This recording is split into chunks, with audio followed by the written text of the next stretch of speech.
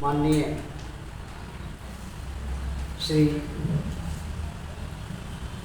शिव देव पुजारी जी, नाम में हो सकता है श्री देव पुजारी जी, यहाँ मंचासीन हमारे सभी इस परिवार के सदस्य तथा उपस्थित शिक्षक गण एवं विद्यार्थी। काल गणना पूरे मानव जाति के इतिहास के लिए एक बहुत बड़ी चुनौती है।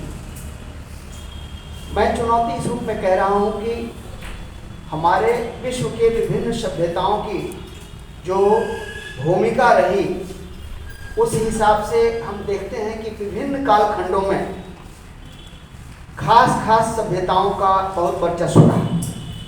एक समय हमारा भी था जिसमें कि हमारा वर्चस्व पूरे विश्व में कायम था। दुर्भाग्य ये हुआ कि वह बड़ा ही अतीत का समय था, जिसके वजह से कि आज उस कालखंड को जो कुछ भी उससे हमें मिला उसको स्थापित करने में हमें काफ़ी कठिनाई का सामना करना पड़ रहा है। संस्कृत विश्व की सबसे ज़्यादा वैज्ञानिक भाषा है।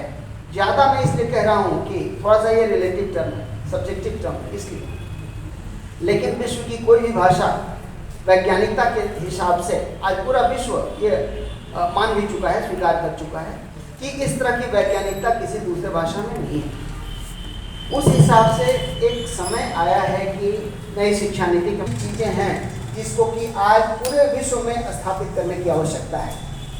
उस हिसाब से ही मुझे ये जो काल गणना की पद्धति है इसके ऊपर गौर फरमाने की आवश्यकता है, और हमने सभी शिक्षकों के लिए इस कार्यक्रम का आयोजन किया। उद्बोधन को पाने का अवसर बड़ा कम प्राप्त होता है।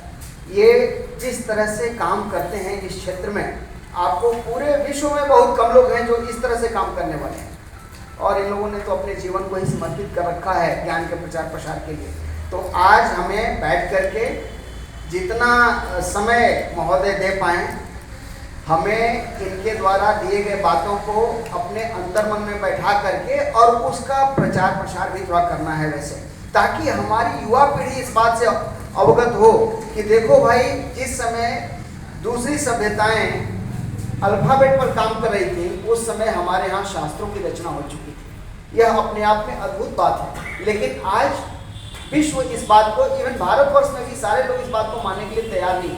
तो उसी कड़ी को आगे बढ़ाने के लिए उस चीज़ का बीजारोपण हो चुका है, उसको थोड़ा हम बेहतर तरीके से चाहते हैं कि समाज के सामने वो बातें रखी जाए, जिससे कि एक नए तरह के ज्ञान का संचार होगा, प्रादुर्भाव होगा।